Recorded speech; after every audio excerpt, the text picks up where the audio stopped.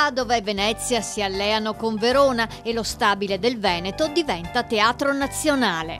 Un cambio di identità permesso dalla nuova normativa sulla prosa, una denominazione che significa molto in termini di prestigio, ma soprattutto in termini finanziari.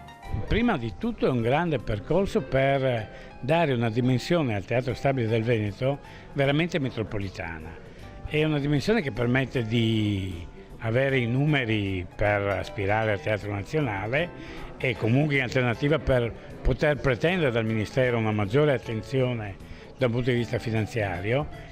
La Regione Veneto ha messo insieme tutte le proprie forze per poter arrivare a ripensare l'intero sistema dello spettacolo dal vivo. Quindi direi che questo evento è un evento estremamente importante, storico per la nostra regione. La qualifica di Teatro Nazionale è stata raggiunta grazie all'alleanza con un soggetto privato, la Fondazione Atlantide, che gestisce il Teatro Nuovo di Verona. Allora il Teatro Stabile del Veneto che diventa Teatro Nazionale da un lato, quindi concorre al massimo livello di qualità, che ragiona con il privato, in questo caso con Verona, e quindi mettiamo assieme finalmente il pubblico e il privato per fare del Veneto una realtà in cui l'offerta, il mondo turistico che ci guarda, quindi chi viene a Venezia, chi viene a Padova, chi va a Verona e a Rovigo e via via, chi viene da noi deve trovare il massimo.